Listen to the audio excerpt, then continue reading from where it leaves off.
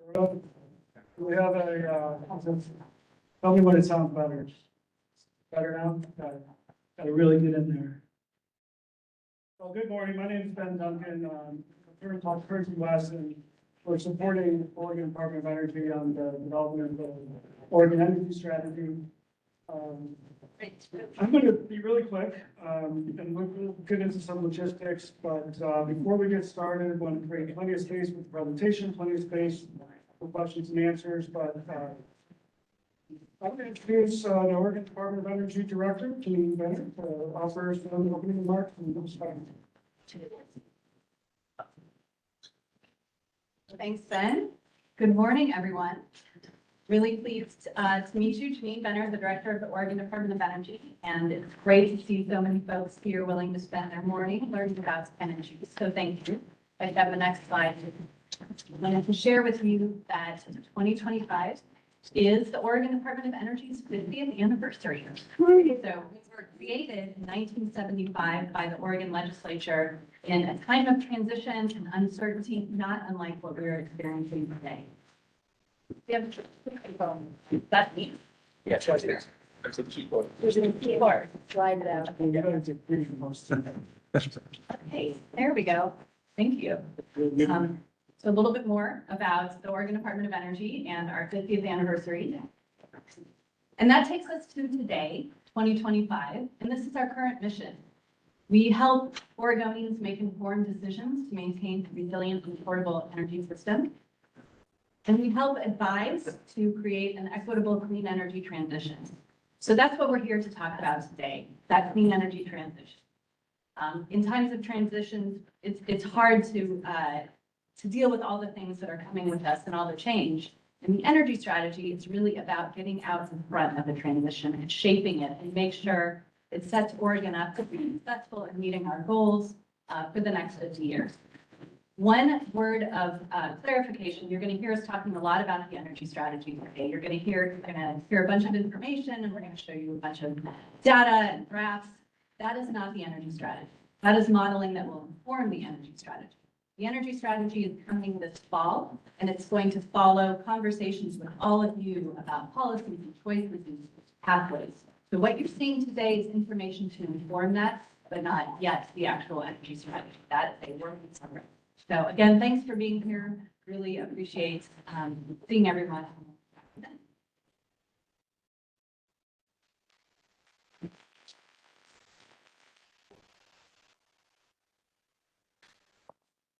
Yeah, thanks, Janine. So I'm gonna, am I controlling this? Keyboard, arrows. Okay, so I'm going to provide some logistics. So we are both in person and we have folks online. And so for our online folks, I'm going to just walk through some of the features of WebEx for today. So as you'll note on the slide, those online, the chat function in the bottom right of the screen will be a method that we're going to use for online audience questions. We have Department of Energy staff today. We'll be helping to curate those questions throughout our time together. You can also use the chat function to communicate with the host or panelist or everyone. Everyone use that function, everybody can see it. Host, panelists, we'll just go to some of our ODO staff that can help ensure technical challenges are addressed or questions that are specifically for them. We're not going to have verbal input from the online audience. But if you look at the bottom of your screen, you should be able to adjust any audio to help you participate and listen in as we have the presentation today. And I'll just make a final note, and this is for both the folks online and for all of us in person. And I'm going to do a little bit more housekeeping as we go forward. I want to clarify and just build on the idea of what and why we're here today, which is really the objective to dedicate a space for building understanding and clarity around the modeling. And we have Jeremy Hargreaves here today who will present on that the modeling. And I'm going to walk through the agenda, but want folks to really honor that objective. We're not here for public comment. We're not here for kind of statements on the broader policy implications. We're really trying to walk out of here today collectively with a shared understanding and clarity around the modeling and the outputs of that modeling. So hopefully, as we go through our time together, you all will honor that. I don't want to have to interrupt and ask people to kind of come back and reframe their comments as questions. We are going to have additional opportunities, so this will not be the last chance for folks to give input on the Oregon energy strategy. There will be public comment periods, to offer insights and to inform the Oregon Department of Energy as it works to actually develop a strategy this fall. I've been running this. So part of my role as a facilitator today is to hold us to that structure and the agenda that you see here. So we'll have a presentation that gives you some foundational grounding on the Oregon energy strategy, what it is.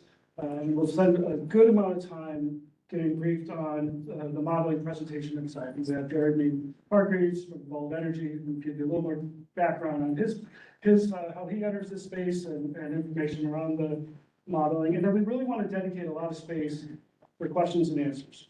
So I'll talk more about kind of how we'll structure that space when we get to that time, and then we'll close our agenda with next steps and walk out of here at 12 o'clock. And we are going to ask you right at 12 o'clock to leave the room. There is a lobby out there for conversation, but I'm just going to leave the room going forward. I think, oh yeah, a couple other logistics. So one, if you hear a fire alarm, there's an exit in the back left corner. That'll take us outside if fire alarm sounds, or of course, if the fire is visible, evacuate immediately using the nearest exit and avoid using elevators, which shouldn't be a problem with around the first floor. We'll ask you to move to a designated assembly point at least 300 feet away from the building and only enter once cleared by emergency services. And then if there's an earthquake, the ground begins to shake or structural damage is visible, we'll ask that you drop, cover, and hold on under sturdy furniture or against an interior wall. And once the shaking stops, assess your surroundings, exit calmly if the building seems unsafe. Hopefully, however you got here, if you did park, there's two separate parking areas and south. It feels like south. People in no directions, I see compliance. So if you're in the south or in the north block, this is not showing. Do you know what the south number is? So anyways, there's parking kitty. There's two different numbers that hopefully you filled out if you did park here, so you won't get a ticket. Okay, so I think that's all for logistics. I'm going to come back and open up for questions and answers, but I want to bring it to Edith there to talk about what the energy strategy is.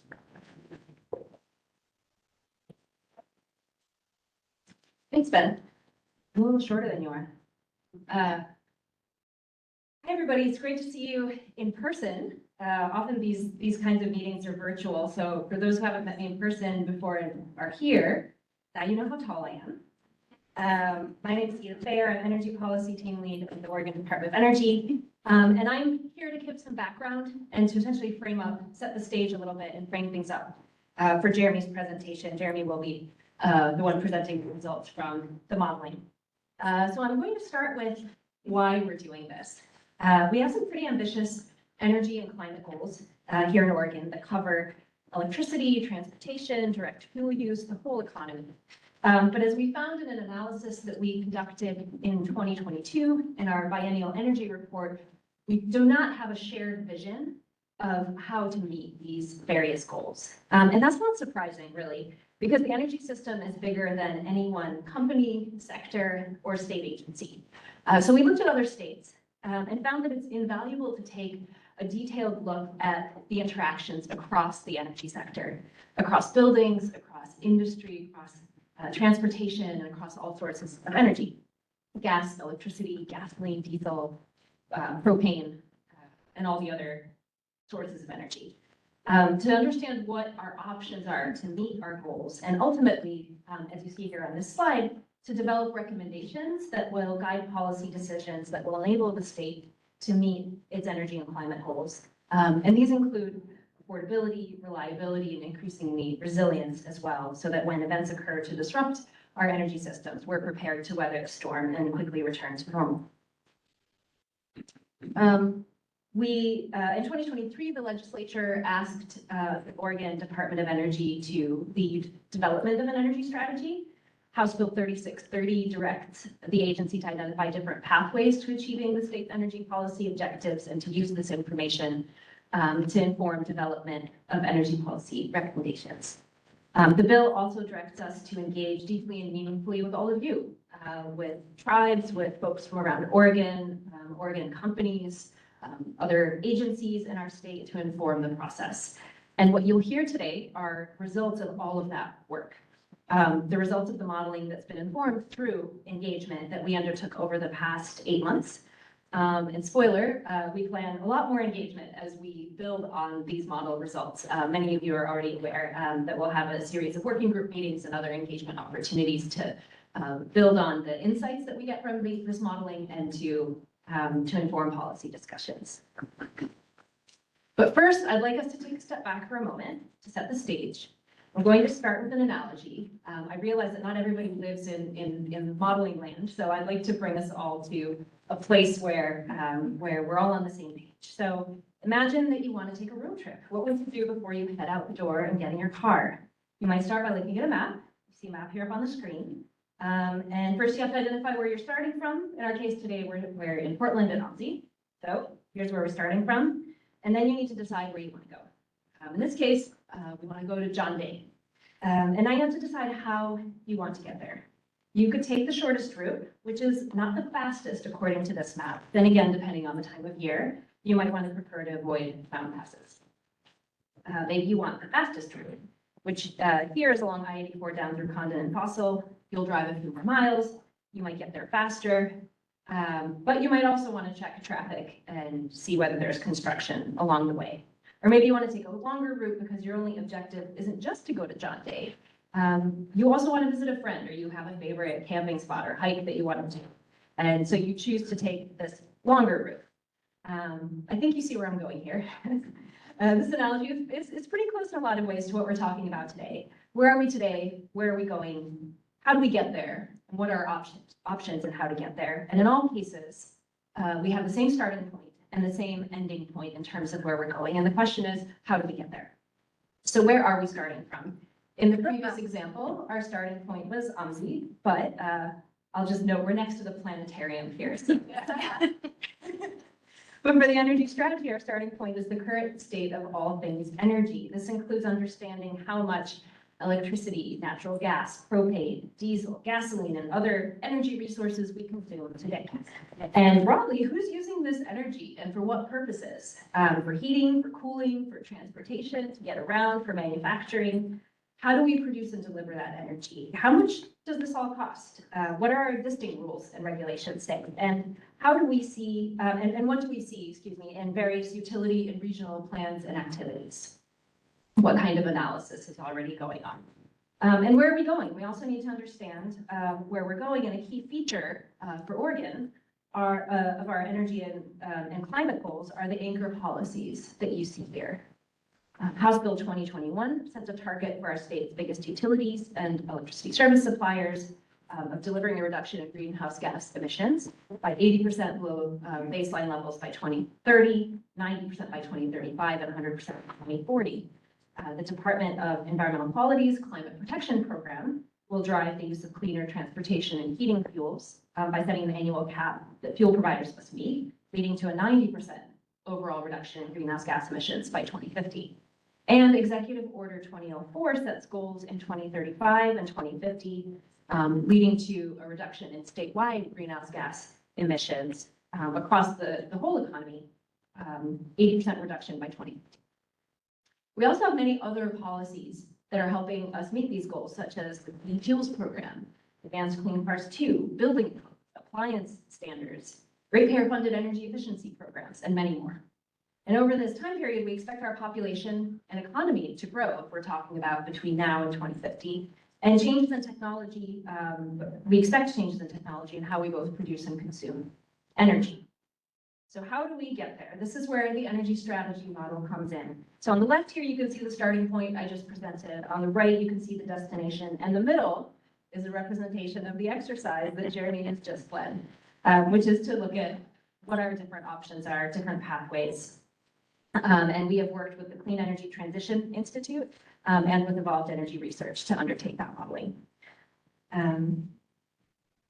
Oops, excuse me, pressed too many buttons. So you'll hear a lot about modeling today. So I'm going to risk one more analogy and start with a model train set. But instead imagine a model of our energy system. So first we start with how we use energy. Think of your home in miniature. All the appliances, your fridge, your washing machine, your hot water heater, your space heating, your lights. Think about manufacturing facilities. Think of cars and trucks, trains and planes. That's one side of the modeling equation. And on the other side is how energy is produced and delivered. Things like hydropower plants, wind turbines, electricity lines, pipelines, except it's all in a computer. This is the scope of an economy-wide model. It looks at the intersection between all these different things that are happening on the system, on the demand side and on the supply side.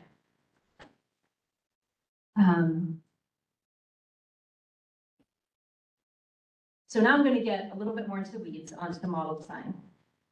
So the modeling that we've undertaken starts with a reference scenario, which is what you see here in the middle.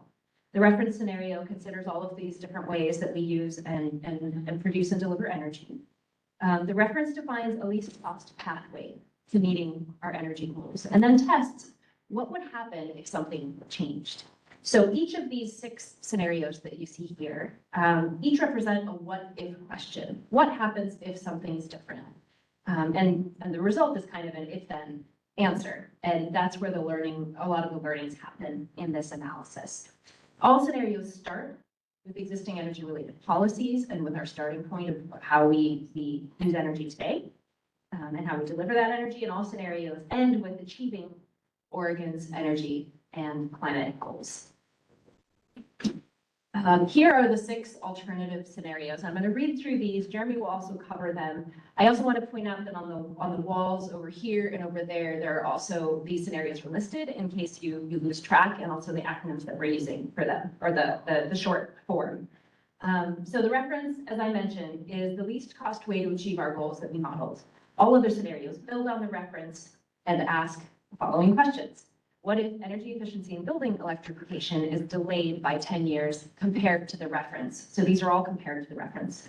What if full transportation electrification of medium and heavy duty vehicles is delayed by 10 years from 2040 to 2050? What if there is limited demand response participation? The reference scenario builds in quite a high level of demand response participation. And so we ask the question, what changes if we do less? What if there's limited utility scale electricity generation in Oregon? So the reference scenario sets a certain level. It looks at least cost pathways, and it says, here's the amount of build that happens in Oregon. This scenario says, we build less in Oregon. What changes? How do we meet our energy objectives? What if there are higher levels of rooftop solar and behind the meter storage and transmission is limited to reconductoring only? What does that do to the picture of how we meet our goals? And what might an alternative portfolio of flexible resources for electricity reliability look like? We have one set of results in the modeling and wanted to test out what happens if we need to meet our reliability needs in a different way. And Jeremy will cover all of this in more detail shortly. We had a few additional key questions. Once we had our scenarios, we asked these questions to further pinpoint key areas where we could learn a little more. The first question here asks, what happens if we don't meet our goal of a 20% reduction in vehicle miles traveled by 2050? So in all of the other scenarios, we meet all of our state policy objectives. But in this case, we changed one and we said, well, what happens if we don't meet this? What does it mean for our energy system? What's the value that we're losing if we don't meet it? As we were modeling, we noticed that one of the biggest pressures on cost was the timing of medium and heavy duty vehicle electrification. We wanted to understand how much weight that has on overall cost for decarbonization. And so we set out to answer one more question to help better understand this interplay between the timing of electrification and cost. And that's what you see here in this second additional key question. And finally, it seems that not a day goes by without data centers in the news. And so we wanted to better understand what a lower data center, what lower data center demand growth would mean. for our energy system. So in the reference scenario, and also based on engagement that we undertook to inform the modeling, we applied the Northwest Power Conservation Council's mid to high forecast for data centers. And so here we say, well, what if that level of data center demand doesn't emerge? And it gives us a bit of a bookend to understand what this means for our energy system. So let me summarize all of this with a picture. So here's the reference, the least cost path that we modeled.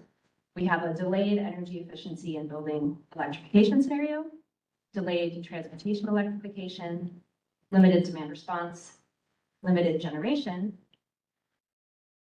high distributed energy resources, so that's the PV panels and limited transmission, and alternative flexibility resources for the electricity system. And then here are the additional questions. No change in vehicle miles traveled from today. No advanced clean trucks rule. What does that mean for how we meet our climate objectives and at what cost? And only half of the data centers that we see built in the reference scenario get built. What happens then? So what do we learn from this exercise? We learn a lot. I'm going to speak in general terms here, and Jeremy will get into more specifics, but the reference scenario, again, is a least cost pathway and gives us a lot of insights into what that looks like. It also gives us insights into what the resource mix is on both the supply and the demand side. And it gives us a sense of what gets built in Oregon. And so that gives us a sense of the overall land use footprint, although I have to be really clear that the modeling doesn't say where things will be sited. That's a separate question, but it gives us a sense of scale. And then when we compare the reference to the alternative scenarios, we get a sense of what changes in terms of system-wide cost, in terms of the resource mix, and in terms of, again, what it means in terms of in how much we need to build in Oregon and how much we rely on out-of-state resources. I wanted to make a point that the modeling in and of itself provides a lot of insights, but we found that it's not really enough to understand, to fully inform policy discussions. And so we have some complementary analysis that we're undertaking. First of all, we're going to be developing a household energy wallet to understand what least cost system-wide might mean for household budgets for different households. We also will be undertaking an air quality analysis to understand changes to air quality and impact on public health. We will be conducting a jobs analysis, and we also have developed some map overlays that can help inform conversations about what the modeling results mean. All of this is pending. We're not presenting these results today because these results and this analysis that you see up here is contingent on the modeling results, and the modeling results are fresh. So we haven't had time to undertake these analyses. They'll be coming soon to inform the policy discussions. I also think it's really important for us to be grounded in what the modeling analysis does and doesn't do. So first of all, as Janine said, this is not the energy strategy. It's the modeling which serves to provide insights to inform policy discussions and help us create a strategy. Modeling helps us understand features of a least cost path and trade-offs between different pathways. It integrates electricity sector modeling with fuel supply. And it's important to remember that it includes, and I've said this already, but I feel like it's worth repeating because often we all live in part of this picture and we're looking at this whole picture. So it includes electricity, gasoline, diesel, natural gas, propane, all the places that we use energy, transportation, buildings, industry. So it's really economy-wide, and that's what economy-wide really gets at. And it provides a foundation for the complementary analysis that I just mentioned. It's also important to think of what the modeling and to be recognized what the modeling is not. This particular modeling exercise is not forecasting the future. This is not a forecast. This is not a transmission planning model, and it's not a rate design exercise. And that household energy wallet analysis will also not be a rate design exercise, but it will help inform us directionally what we see in terms of how costs evolve over time. This modeling does not focus on any single utility service territory. It is a statewide analysis that provides insights that we anticipate will be informative to utility. We do not provide location-specific information. I've already said that, and it gives us a sense of how much, but not where. And finally, the modeling results, as I said, they help us make informed choices. Each scenario provides insights. This is really meant to be a foundation to engage in energy policy discussions and to highlight the relative pros and cons of different pathways, different choices, and different just realities that we might face along the way. The insights are directional, and I think it's really important to just point out we're modeling pathways out to 2050, but the goal is really to inform near-term decision-making. And we know that things will change over time, and the energy strategy is expected to be updated over time. But in order to make near-term decisions, we have to know where we're going. And so that's why this exercise models out to 2050. And we also are aware of that there are a lot of uncertainties. There are a lot of political uncertainties. We're in the middle of a legislative session. That already raises a lot of questions. We have a new federal administration with many changes and a lot of uncertainty over direction. We're also very much aware of that and tracking what's happening. And there also will be changes in technology. We've seen costs of solar going down significantly over the past several years, the cost of batteries. And so the things like the relative cost of new technologies will change over time. And these are uncertainties that we're today using the costs that are available to us today. I think it's important to keep all of this in mind. And before I hand over the mic here to Jeremy, I just want to take a moment to give you a sense of what to expect in today's presentation. So Jeremy will be presenting key findings. This is a very detailed analysis, and there are details that we won't have up on the screen today. We can answer questions if you see something that you'd like to hear an elaboration on. But I also want to just emphasize that this is really to ground us in the results that we see and in the key takeaways. And that alone, you'll see, is there's already a lot of detail there. We will have working groups. Anybody can listen in to these working group meetings. Our first working group will be meeting on February 12th, and that will be an opportunity to dig even more into the methodology and some of what's behind some of these key takeaways that you're going to see today. So encourage folks to tune in there if you want to hear more detail. And with that, I'd just like to hand the mic over to Jim. Thank you.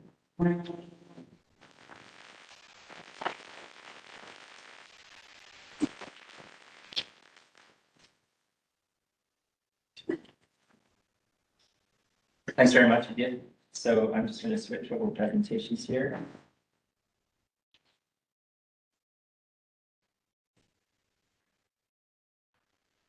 Okay, so Edith gave us a great introduction to the study and some of the motivations behind what we're doing. Just tilt the mic up.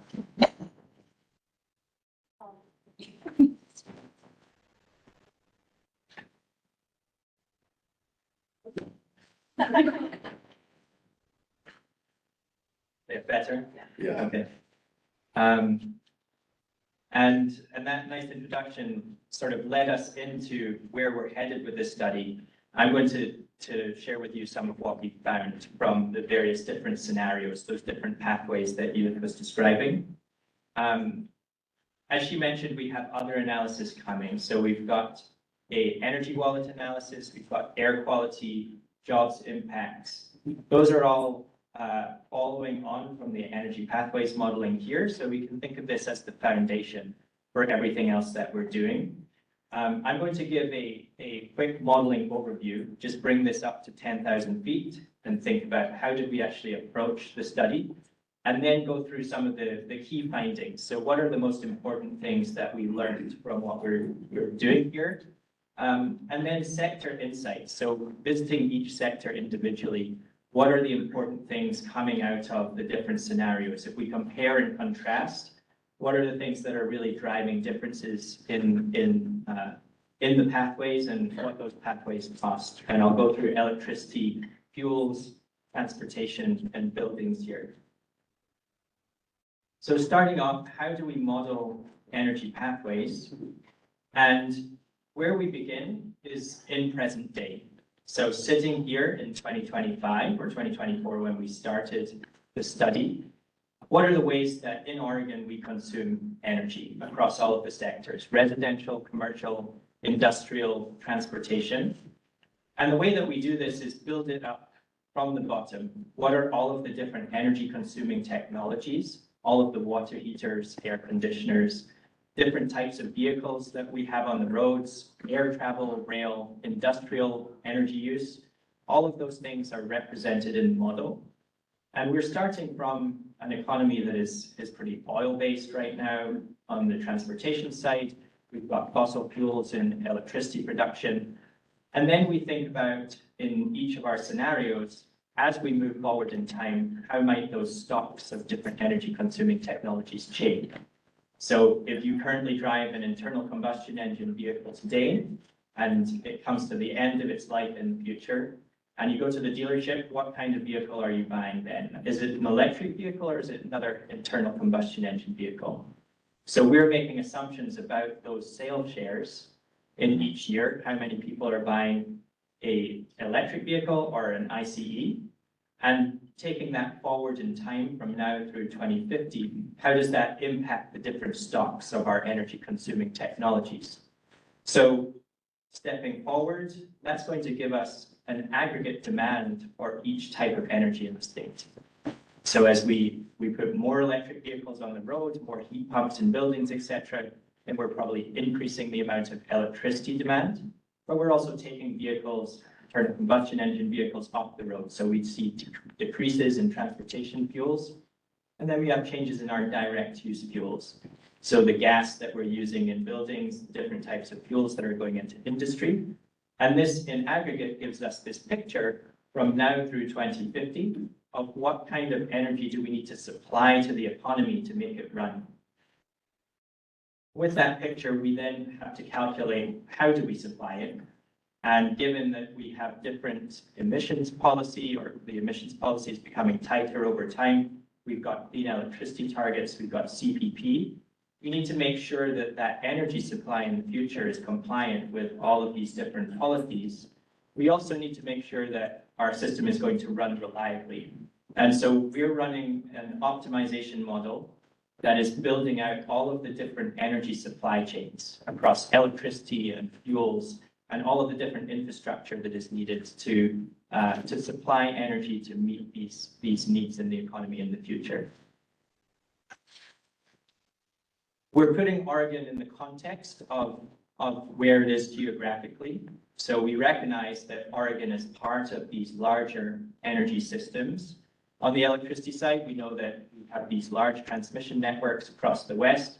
Oregon is a piece of that Western network. And we're making sure that we're representing the transmission interties into those other states surrounding Oregon. We're also modeling the policies that are in all of these other states as well. Because when we think about building out renewable energy in Oregon, in places outside of Oregon, all of the other states that are trying to get to lower emissions in the future are also competing for these resources too. And so making sure that we're capturing that competition is important for a realistic future supply in Oregon. Oregon is also part of national fuels networks as well, or national fuels markets. So for oil, for gas, those are coming into the state. And we're also representing those larger geographies too. In particular, when it comes to clean fuels. Clean fuels, there are limited supply of those. We're either taking those from biomass and biofuels, and many of those resources are located outside of Oregon, or we're generating those from things like hydrogen. And that doesn't necessarily need to happen inside of Oregon either. But there are other states as well going to lower emissions targets. They may require clean fuels. So making sure that Oregon is in competition and not just taking the least cost resource that's out there is important for a realistic solution in the future. And then finally here, you'll see that we have two Oregon zones. We've got an east zone and a west zone, and this is divided by the Cascades range here. And that's representative of the transmission constraints that we see there. So we've got what is the existing capability, and then we're also modeling the opportunities for expanding transmission, both east-west and between these zones and other states as well. We've structured this so it is compliant with Oregon's laws, and Edith introduced those earlier.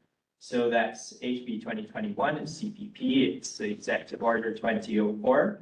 And this means that every scenario that you'll see in the analysis today is meeting that emissions target. So the chart on the right-hand side here, showing emissions reducing over time, This is a very similar picture regardless of which pathway we're taking, because we need to meet those emissions targets. And you'll see represented on this chart, we've got our fossil fuels in gray, and those are decreasing over time as we try and take those emissions out of the economy to comply with our emissions targets. Then we've also got non-CO2 emissions shown in red there. And you'll notice that those stay relatively similar over this 25-year period. These emissions represent things like methane and nitrous oxide that come from the agricultural sector, F-gases that are coming from, or fluorinated gases that are coming from industry. And the opportunities for reducing these are relatively few. And so there's probably more opportunity to reduce our fossil fuel use than there is for these non-CO2 reductions. And that's why we're doing a bit more on the energy side overall than what 80% would indicate. We've structured this modeling as well to reflect land use and natural resource constraints, and which really means that we don't want to be building renewables in places that is either not permitted or is going to be really hard to build in. And the resource that we've used to model this restriction is the Nature Conservancy's Power Place West study.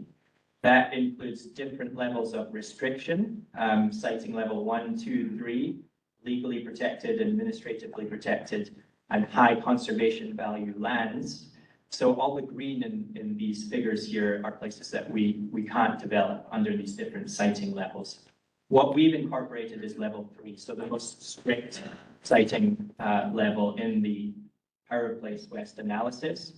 But there are still these white areas that we can see in Oregon where we are permitted to develop new renewables. And that's what's limiting the potential to which we can build out new wind and new solar within the state.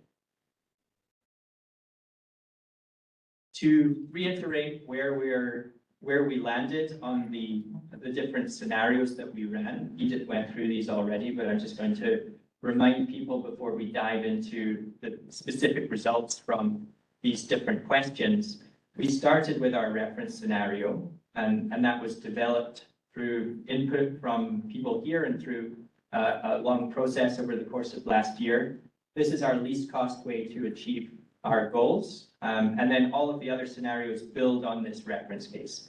So we're changing something about the reference case to investigate different what-if questions. What if an uncertainty plays out in the future differently?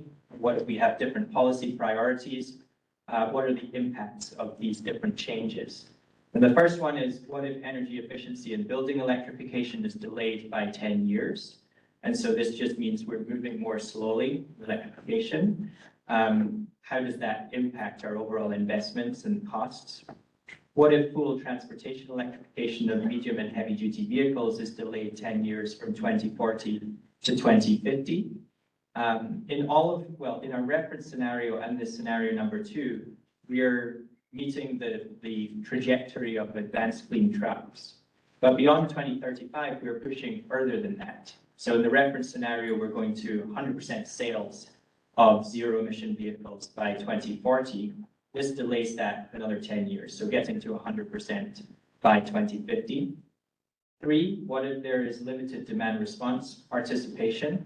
So this is in particular managed vehicle charging, but also responsive loads in homes from things like water heating and space heating. What if we had less participation by consumers? What does that do on our other investments and overall costs? What if there is limited utility scale electricity generation in Oregon? So our reference scenario is building out a certain amount of wind and solar. We asked the question, what if we could only get 50% of that additional investment inside of Oregon? What would we do differently? Then what if there are higher levels of rooftop solar and behind the meter storage? Transmission is limited to reconductoring only. The reference case takes the Northwest Power Council's forecast on rooftop adoption over time. This scenario pushes that further and increases it pretty significantly. And it is also building out a lot of behind the meter storage that's participating in grid scale operations. And then 6, what might an alternative portfolio of flexible resources for electricity reliability look like? And this one is something that will become clearer as we walk into the slides here. In the reference scenario, we find building clean gas, either hydrogen or new biogas, to be a cost-effective way of providing flexibility in a larger electricity system in the future. If we were not able to build that, and we needed to rely on other means of flexible operations to maintain system reliability, then what options are there out there for us? Okay, so diving into some high-level key findings here. First of all, the modeling results confirm that Oregon's existing policies are important to meet the state's goals. So we think about Edith's pathways, different roads to get to the same place. This is taking us quite far down each of those roads, but it's not getting us all the way there. And so we're in the analysis looking at other actions that current policies don't quite get us, all the way to our emissions reduction goals in the future. We're exploring key options available to achieve the clean energy goals. So again, back to the different roads. What are the different roads that are going to get us to that same place? And by looking across those different options, then it's giving us information to consider which of these pathways might we want to be on. And there are different pros and cons of different pathways where there are either different policy objectives or just telling us, if things don't go the way that we want them to, then what is the other path that we could take? Getting into our overall energy demand for the economy, looking across all of our fuels, this is the picture in our reference case. So this is showing us electricity in yellow. It's also showing us all of the other fuels that we're consuming in the economy. And so starting in 2024, about a third of that energy that we're using is coming from electricity.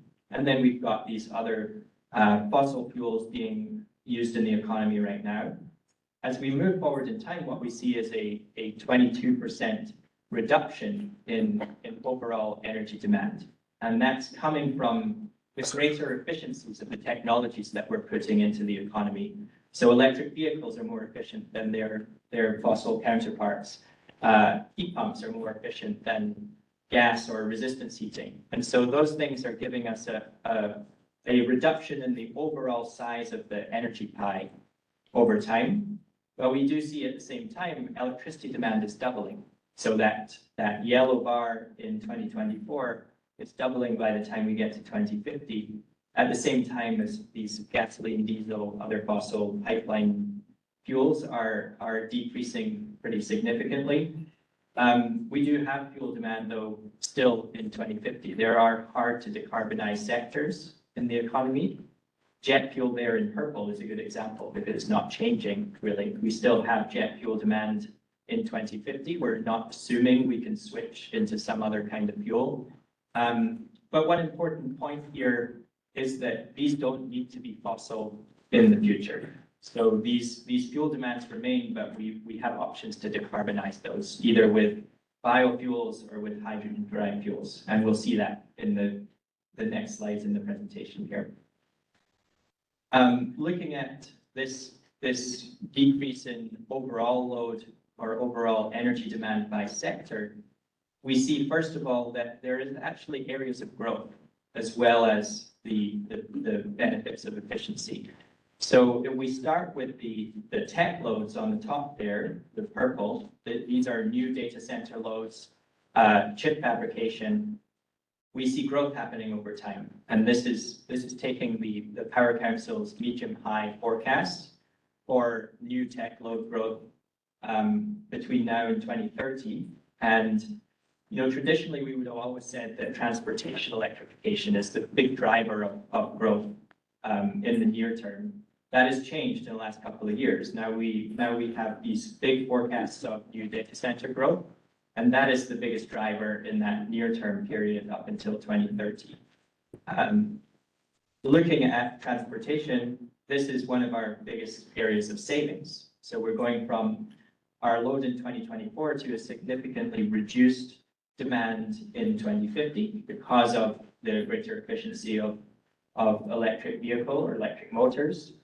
And then our residential and commercial sectors, we also see some level of reduction there because of the greater efficiency of heat pumps and more efficient appliances. Our industry and agriculture sector is staying relatively similar between now and 2050. We actually have productivity growth and also greater efficiencies in processes built in here, but those two things come out in the Y to be relatively similar.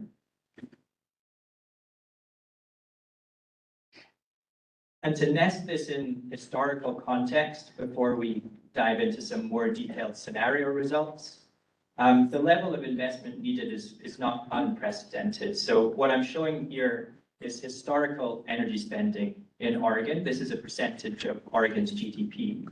And we can see that historical trend between 1997 and up to 2022 is relatively volatile. It's jumping up and down.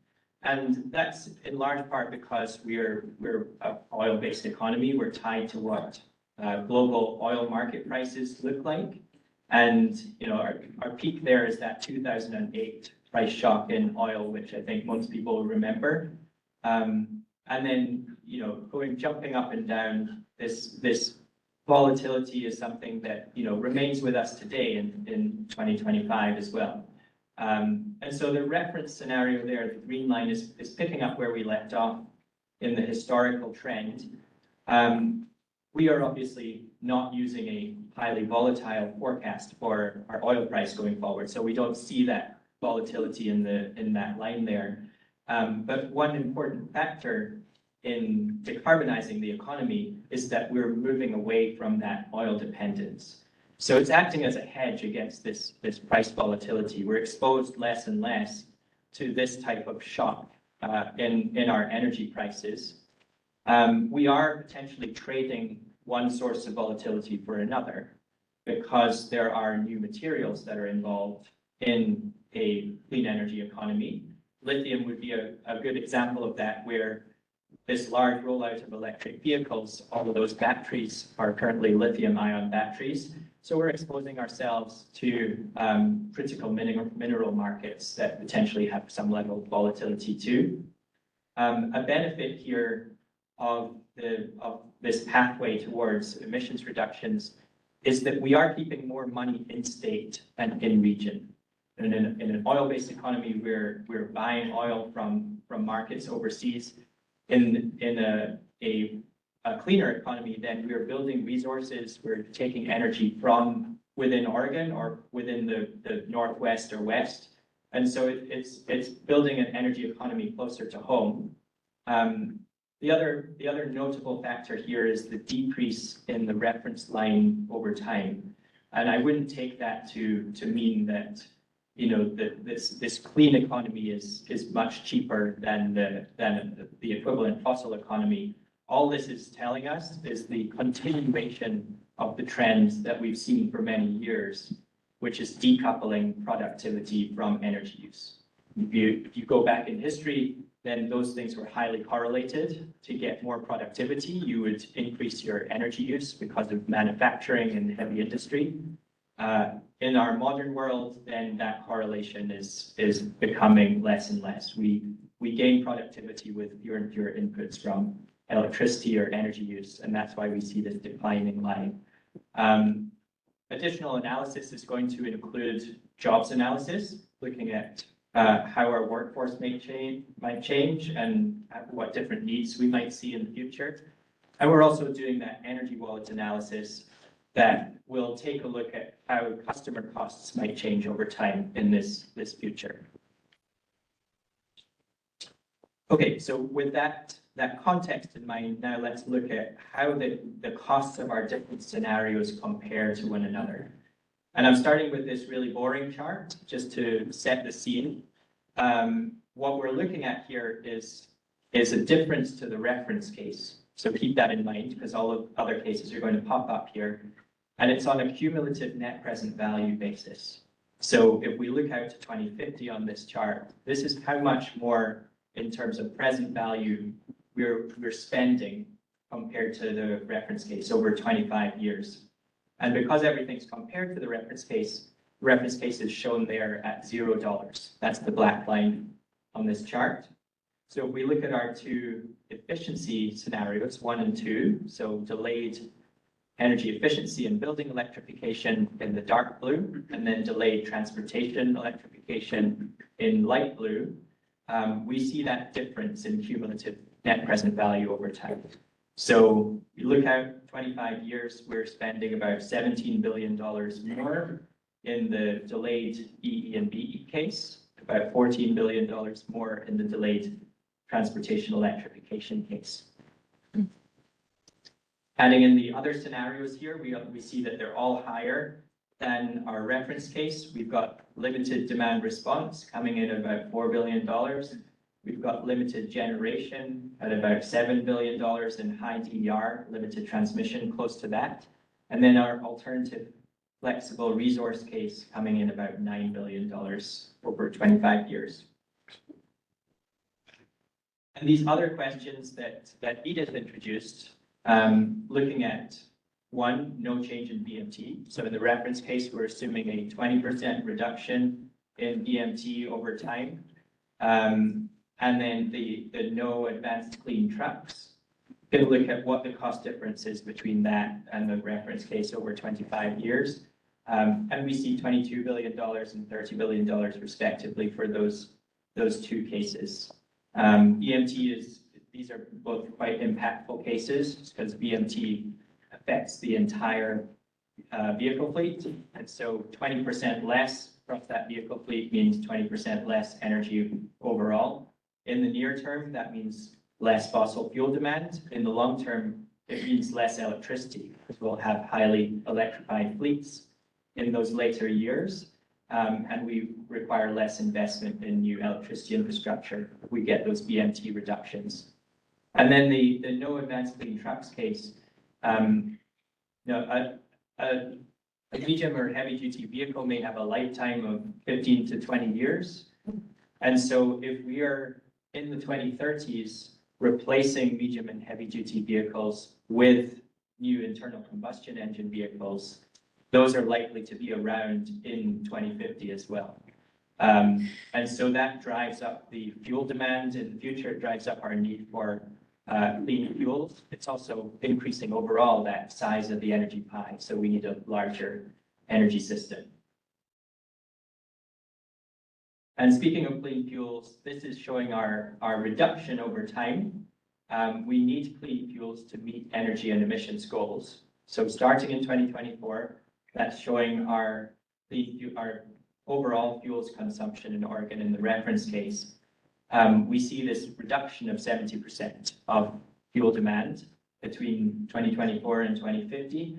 We have some clean fuel consumption in 2024 already across the biofuels consumption that we currently have.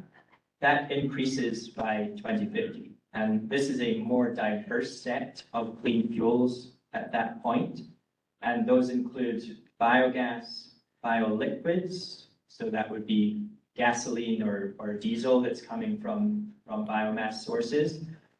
E-fuels. E-fuels are fuels derived from hydrogen. So hydrogen combined with carbon atoms to make hydrocarbons that will be dropped into planes or trains. Ammonia. So ammonia can be used as a fuel in the future, and one of the areas where that's looking particularly promising is in marine shipping, particularly international shipping. And then geothermal steam. So steam demand that is coming from natural gas today or some other fossil source, switching over to some use of geothermal.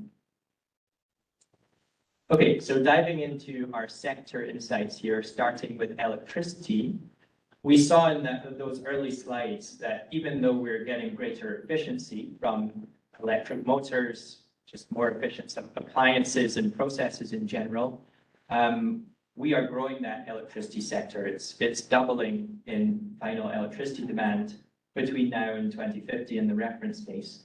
So even with these levels of efficiency, we have to expand our infrastructure significantly.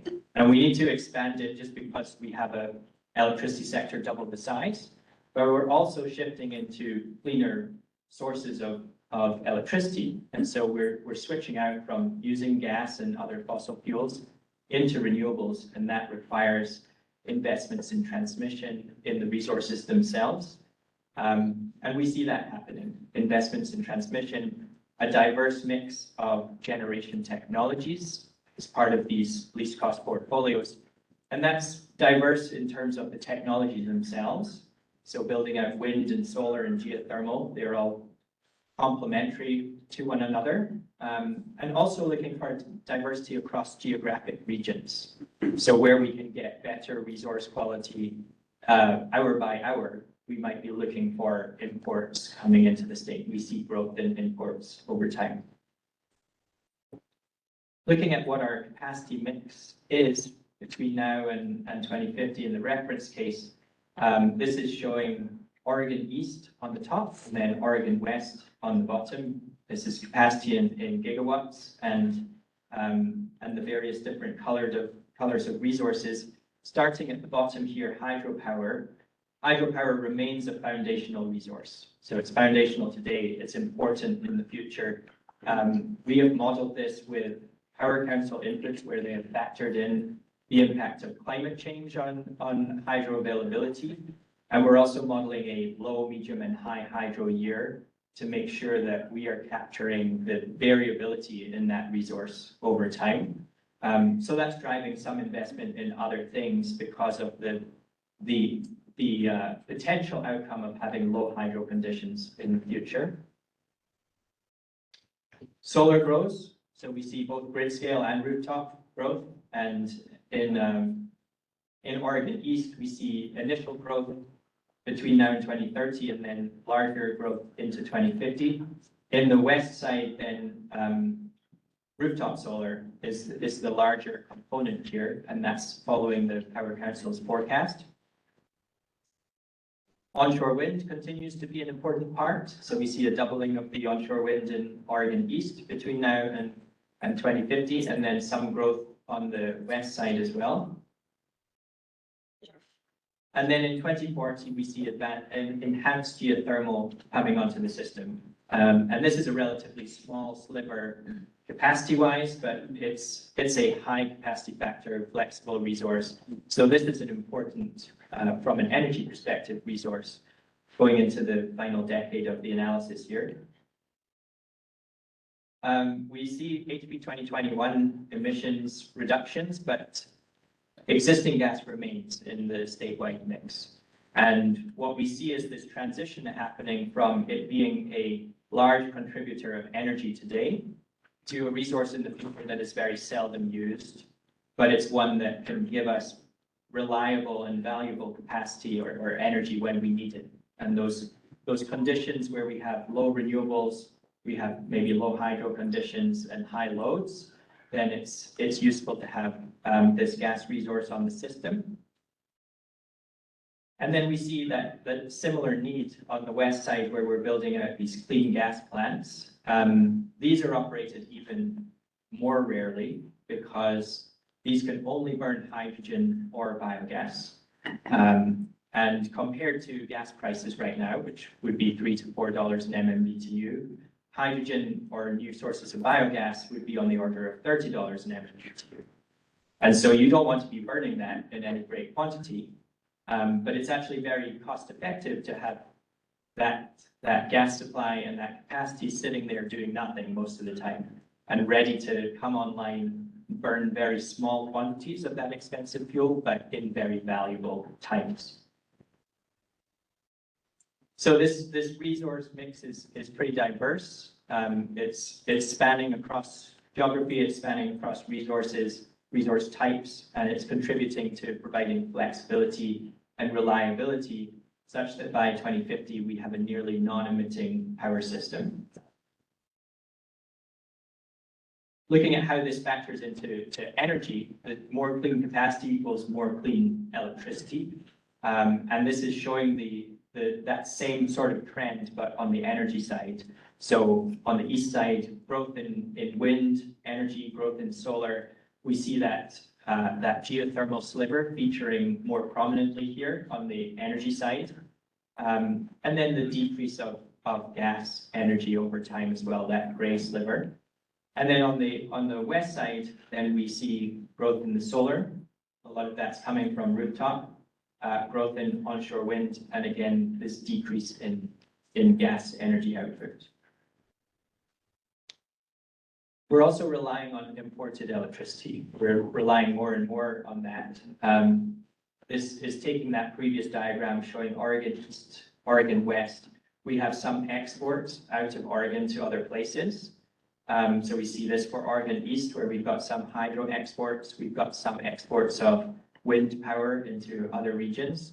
And then we are relying more and more on clean imports over time. So we see that growth in the green portion of this chart as we're taking advantage of resources outside of the state. And those include things like the high quality wind in Montana, Wyoming, geothermal that's coming from enhanced geothermal built in other states, as well as hydro resources that, depending on the hour, are shifted around to best utilize those resources. One thing to note here, this is a useful paradigm for looking out so far into the future, is that we're considering this as an efficiently dispatched single balancing area. So we're utilizing the resources in the West in the most efficient way possible. And that sets us up for, we know that the system doesn't operate like that today, but there are levers that we can pull, and we already see that happening in the West with initiatives like WestConnect to try and make our system more efficient. So this is sort of setting a target for where we could get to with more efficient dispatch. Mm-hmm. Oregon needs more transmission capacity. So we focused on transmission expansion across the Cascades, Oregon to Idaho, Oregon to Washington, California. Also within Oregon, not explicitly represented in our model, but costed, we need to expand the transmission within the eastern zone, within the western zone. We need to build a lot of transmission to interconnect all of these new renewables. So all of this is representing a major investment in transmission over time.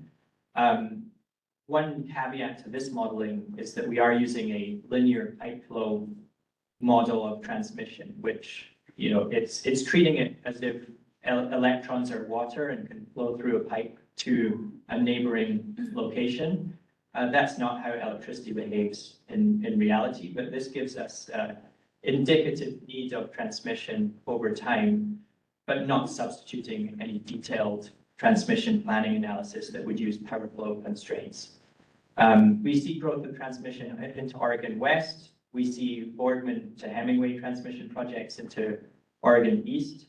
And we're looking at the different scenarios here. We identified some of the levers that might influence the level of transmission we invest in the future. So in particular, our scenario that looked at reduced demand response. If we take out demand response to the degree it's in the reference case in Oregon West, then we're increasing peak loads, and we're building more transmission to be able to help with that peak load need. So demand response is playing a role in avoiding some of the transmission. And then the other one is the alternative flexible resource scenario. So we don't build out as much gas in the western zone, then we end up building more transmission. So that's another lever that is influencing the sort of, push and pull of different resources that could help us meet our needs in the future. Balance of in-state versus imported generation can change depending on what we can build within Oregon. So what this chart is showing on the left-hand side is our limited generation scenario. This is gigawatt hours, and it's relative to the reference scenario. So anything that's on the positive side of the axis here, these are things that we are taking more of. And then anything that's on the negative side, these are things that we're doing less of. So we see in limited generation case, it's kind of a cut and dry and obvious solution here. We're building less wind, we're building less solar, we have less overall generation within the state, and we're relying more on imported electricity. So in this case, it's shifting the burden of siting and permitting new renewables and transmission to other parts of the West rather than within the state of Oregon. Then on the right-hand side there, high DER and limited transmission. This again is a relatively straightforward substitution that's happening where we are building more rooftop solar over time, and that's shown in the orange. And then we're building less utility scale solar because of that. So it's replacing some of that utility scale solar, as well as replacing some imports as well that we see in the green there. From a footprint perspective, wind and solar really account for the largest incremental impact on our land use footprint. And what we're showing here is over time, the number of square miles that are occupied by new resources in the state, new and existing resources in the state. So we see in Oregon East that we're starting off with a level of footprint that is about 300 square miles. That is doubling over time on the eastern side. And then we see growth on the western side as well, going up to 200 square miles by the time we get to 2050. Even though we have quite a lot of solar as well in our mix, it doesn't feature as highly when we are looking at footprint here. And that's because solar generation is more concentrated from a land use perspective. We're using NREL assumptions about what is the density or energy density. For wind, it is 78 square miles per gigawatt. For solar, it is 7 square miles per gigawatt because these panels are packed together and we get more concentrated energy per square mile. Looking at the other scenarios that we have that impact this, the first one is limiting the generation. So we only get 50% of that generation. Then we're reducing this footprint by 31%. And then if we take out our clean gas as a reliability resource, then we actually see an increase. We get 15% increase. And that's coming from a overall larger electricity system, and we'll see why that is in the next few slides here. Jumping into the fuel sector here, we've seen this slide already, but it's a reminder of where we're at a high level. We're reducing our fuel use by about 70% between 2024 and 2050, and most of that fuel is clean fuel by the time we get out to 2050. If we break this down and look at it on a more sector-specific level, this chart here is showing our source of energy and transportation. So I'm showing it for aviation, light-duty vehicles, medium and heavy-duty vehicles, and then other at the bottom there, that is rail and marine in Oregon, which is a relatively small sector. We see in the case of aviation that our fuel use is not declining. It stays relatively steady over time. And by the time we get to 2050, that green block, that is clean fuel. So this is pretty much 100% decarbonized at that point in order to get under our emissions target.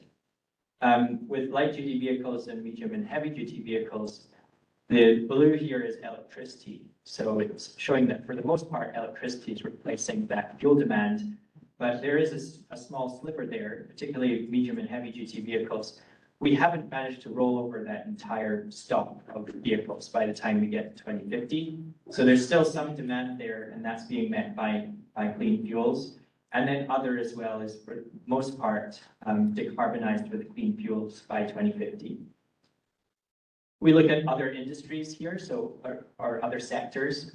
Industry and agriculture is first, then commercial, residential. This is not showing electricity use, it's just showing the fuel use in these sectors. And starting in 2024, we are largely fossil. We are taking those fuels from gas, from other fossil use in industry and agriculture. And then over time, we see this pattern of decarbonizing the remaining fuel use with clean fuels. In the case of commercial and residential, we see this reduction in the total volume because we know that electrolysis or electrification is happening.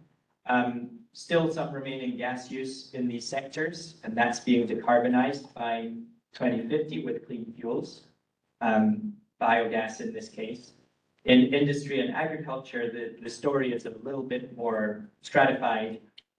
We see starting in 2040 some substitution for steam production with geothermal sources rather than fossil. And then beyond that, we see biogas, biofuels coming in, and some level of e-fuel use and direct electrolysis hydrogen use as well. So hydrogen used for some high temperature applications in industry. The electricity system relies on installed gas capacity to provide flexibility and reliability. So that's revisiting a story we started to tell earlier. Again, same chart here for the reference case, showing our generating capacity over time. Existing gas is there in Oregon East. We've got this new clean gas resource in Oregon West. And this is ensuring that we stay reliable in the future. You know, we can think of what's happening to our electricity system between now and 2050. We're shifting away from what is a very dispatchable, controllable thermal system to one that is more renewable in the future. Wind, solar, we don't have control over those resources. We also have growing loads over time as well. So our reserve requirements are growing, and being able to meet those with a flexible resource is important. There are other ways that we can go about doing this, but what we're finding is that gas capacity is cheap. You don't actually have to burn these expensive fuels. And so it's a way of meeting our needs in the future, but with a kind of paradigm shift, because you know, today we think of gas resources as something that we operate at quite a high capacity factor. These in the future would be seldom operating. We looked in that last scenario at what if we didn't have this new gas resource? So what if we couldn't rely on these new clean gas plants for reliability? The chart on the right-hand side there is teeing us up here with the reduction in clean gas resource build over time. And this is happening in the Oregon West. So we now don't have that resource. We have an electricity system that is double the size, and we have different options available to us to fill this flexibility and reliability gap. The pathway that the model is taking to meet this reliability need is a hydrogen and transmission path. And we'll see what that means on the next slide here. So what we're ending up doing in the model is to build out more electrolysis capacity in Oregon West. And electrolysis is production of hydrogen from electricity. These are actually relatively cheap to build, or at least the forecast for building this capacity in the future is cheap. What's expensive is the energy itself for producing the hydrogen. These are not efficient, and so you need to use a lot of electricity to produce hydrogen. But the advantage of electrolyzers is that you can turn them on and off pretty easily.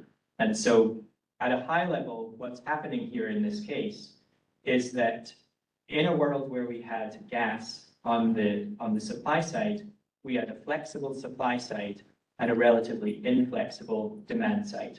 So we were moving our supply side to meet what was happening on the demand side, hour to hour. If we take away that access to the flexible gas, now we move into a world where our supply side is relatively inflexible because we've got mostly renewables on the system. We still got a lot of flexibility from hydro and so on, but we are missing something on that supply side. And so what the model is doing here is making our demand side more flexible. So we can move the demand to meet the supply.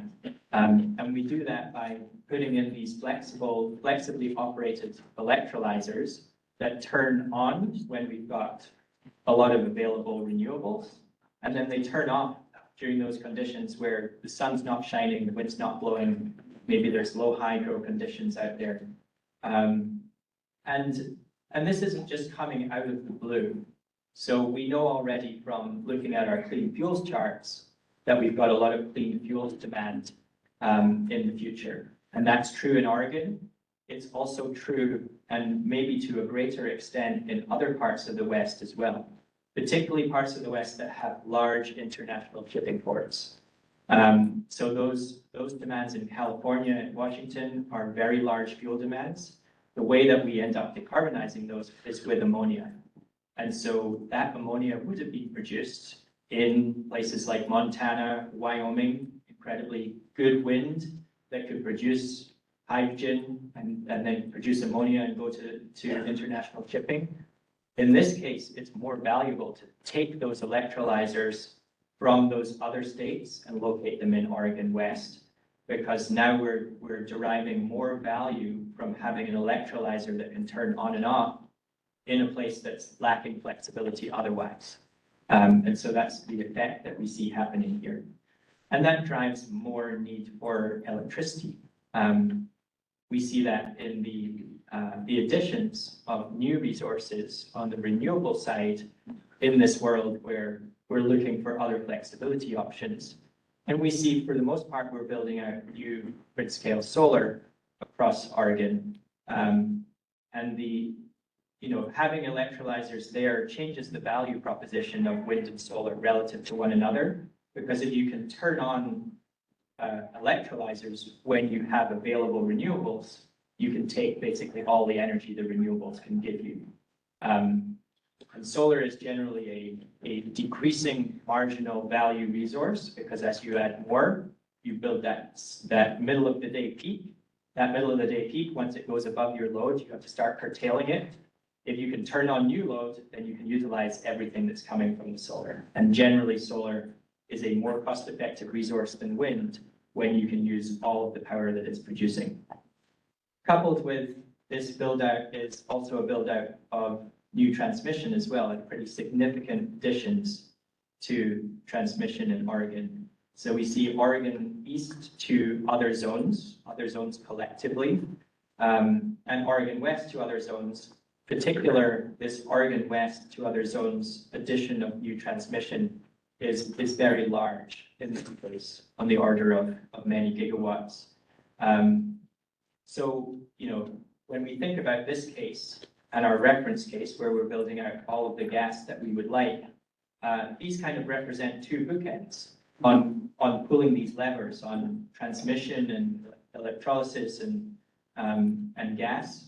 Maybe we end up somewhere in the middle, and it's a solution that needs a bit of transmission, a bit of electrolysis, and a bit of gas. But this is helping us see that spectrum of different solutions. Okay, moving into transmission or transportation, delaying electrification of trucks beyond 2040 is more costly. We saw that in the beginning, where this is driving up our costs by about 14 billion cumulative over 25 years. And it's putting, one thing, it's increasing the size of our energy system because we have more fuel sticking around later on. And it's putting more pressure on clean fuels because we'll have more vehicles consuming liquid fuels, and we need to find a way to decarbonize those fuels. To meet our emissions targets, almost all vehicle fuels must be clean by 2050. And we saw that in our emissions chart. Because of those non-CO2 emissions, we need to push down the emissions from our energy sector really low. So it means that basically everything fuels-wise has to be decarbonized to meet the 80% target. Now looking at the no advanced clean trucks rule, this is that same storyline, but to a greater extent, because we haven't taken that action early to roll over the vehicle fleet to the same level. And so we have even more internal combustion engines on the road than in the delayed TE case. And so this is driving up the costs even more, and it's about $16 billion cumulative over 25 years, higher than what we see in that delayed TE scenario. Electric cars are a key part of the picture. So those last two scenarios, we're just talking about medium and heavy duty. But the elephant in the room on the transportation side is the efficiency gains that we're getting from the light duty vehicle fleet. And that's something that in all of our scenarios here, we're meeting the Advanced Clean Cars 2 requirements going forward. So looking at our passenger vehicle stock, if we take those electric vehicle additions over time, and calculate a miles per gallon equivalent, then we see these pretty large increases in that miles per gallon equivalent metric. So just illustrating the efficiency gains that that's giving us over time. So if we were to take our 2024 loads and the transportation load reduction over what we see today, this would be about a 27% reduction over 2024 loads attributed to this electrification on the vehicle side. Reducing vehicle miles traveled saves money. We saw this earlier. It's very impactful to have a 20% reduction in VMT. And this is one of the largest cost differences that we see here. So to the extent that we can get VMT reductions, these are all benefits to us. One thing that we're missing in our cost equation here is that we're not factoring in the costs of the alternatives that might be needed to reduce those VMTs. So building out public transportation or rezoning or different types of initiatives that could drive VMT reductions. Those are not in the model here. So it's just showing us the benefit side. That's true. Building sector insights. So delaying energy efficiency and building electrification increases fuels and electricity use. So again, examining that first scenario, delayed EE and building electrification, we see overall increased fuel use because we're not getting those efficiency gains.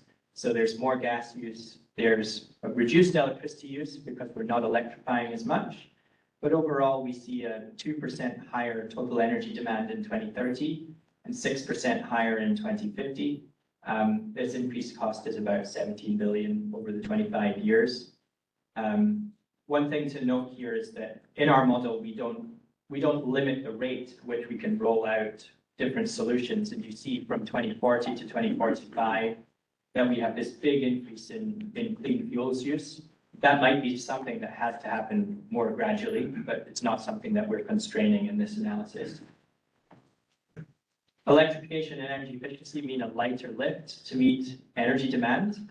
So looking across our residential customers at what their energy use is over time, and we take 2024 as 100%, what reduction do we see from the efficiency gains in appliances movement into heat pumps?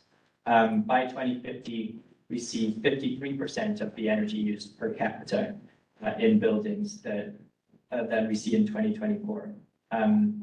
And this includes the heat pumps. It also includes measures on weatherization and other highly efficient equipment like lighting, fridges, the things that people have in their homes. And what we see is that as the electricity sector grows, so do the opportunities for customers to participate in it, because we are moving into more electrified technologies, so heat pumps, electric vehicles. These can participate in providing grid services. Customers can be compensated for those services through the use of things like smart thermostats and vehicle managed charging that are participating in utility programs. The right-hand side here shows our non-coincident flexible load that can drop peak loads. In 2030, this is about 0.4 gigawatts of opportunity, and that grows to about 1.6 gigawatts by 2050. And a lot of this is located in the western zone in Oregon. Limiting this demand response, as I mentioned earlier, this actually drives more transmission growth because we need to meet those peak loads some other way. And then the other factor here, customer participation wise, is rooftop solar. And we see this Power Council forecast in all of our scenarios. The increased DER scenario, we're driving even more of that. And we saw in that chart earlier that this is taking the burden off locating grid scale resources. So this can mitigate some of those siting and permitting issues if that's a challenge to get those resources located. Thanks. So to conclude here, I'm going to go back up to the 10,000 foot view and just highlight what we really take away from this. The first here is electrification and energy efficiency are key to reducing the size of the overall energy pie. And we make that pie smaller, we can build a smaller energy supply side, and that's going to contain the costs of an energy transition. Fuels play a strategic role in the transition. So we see that even in 2050, we haven't got all the way there to a fully electrified economy. There are those hardest to decarbonize or hardest to transition sectors where we still are using fuels. And to meet those demands, we have this move towards clean fuel alternatives. All scenarios indicate a need to build infrastructure in Oregon. So shifting to clean energy, as well as doubling the size of our electricity system, driving need for new transmission, new electricity resources. And then finally, one of the biggest near-term challenges is these tech loads, where we see most electricity growth not coming from electrification, but coming from these additions of data centers over the next 5 years. And that's going to drive or may drive a lot of new electricity demand and the need for supply to meet that demand. But there's a lot of uncertainty around that. There's a lot of factors that developers have in mind of where they're going to put a data center. If those change, it's maybe a 6-month time frame where they can change their plans from one state to another. And so recognizing that this is a near-term challenge that may be the biggest driver of near-term investment is an important part of the strategy going forward. So I will leave it there and open it up to any questions. Pass it back to Jen here.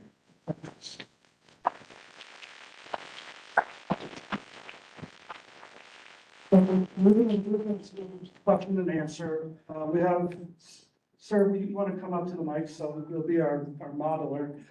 Jessica, can I get your mic? Well, how we're gonna do this?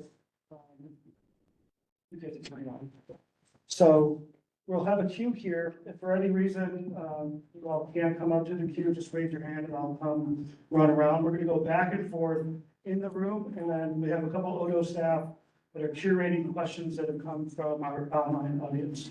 We'll start with you, and please be succinct, and reminder that it's questions and answers and not public comment.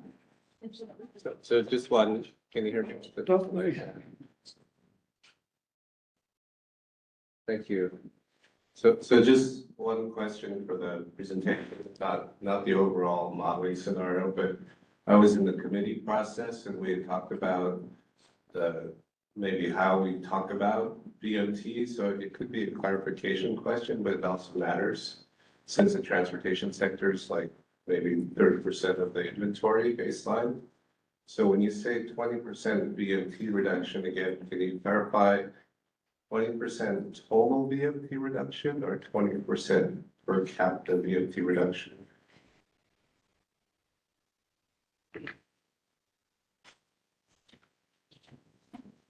Thanks. So the way that we modeled that is to just take a 20% reduction on per capita. So it's 20% reduction overall on what we would have forecast the BMT to look like in those future years. Yeah, again, in the committee process, we just talked about it. Clarify in your slide there, but it says. Got it. Please, sense now. Should you get us some clarifying on the slide for future? Yeah. And then just, so guys, we can line up. Would be great, do it, see you. But everybody, Jason Modi with Mitsubishi. Quick question on flexible generation. I think you're on the right path with peakers and clean fuel. Mitsubishi sells a lot of clean fuel peakers, so we like that. Question was, in 2030, you had flexible generation with gas plants, simple cycle and combined cycle. You went to 2040 and you talked about enhanced geothermal. I'm just curious about enhanced geothermal and how much capacity and potential there is in Oregon. So NREL has done a study on what the enhanced geothermal potential looks like, and most of that is located in the eastern zone in Oregon. We actually took we took 25% of that, just so that we didn't dominate the solution with enhanced geothermal in the future. And respected the uncertainty around siting these types of plants going forward. We didn't actually build out that full potential, but it is an important part of the overall energy mix at that time because it's providing us with a lot of energy and a lot of flexible energy. So without the geothermal, we would have likely built out a more geographically dispersed system that was relying on clean renewables from other places. But with geothermal brought within Oregon, then it gives us a level of flexibility and energy that's quite valuable. Let's see here. There we go. I think, is that okay for you to hear me? Yes. Good. In that we live in a region that encompasses Washington, Oregon, and California, etc.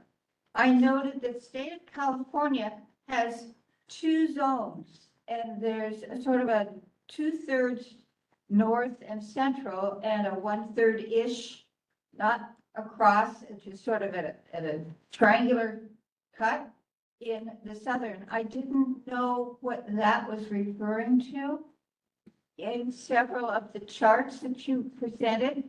I'll sit down.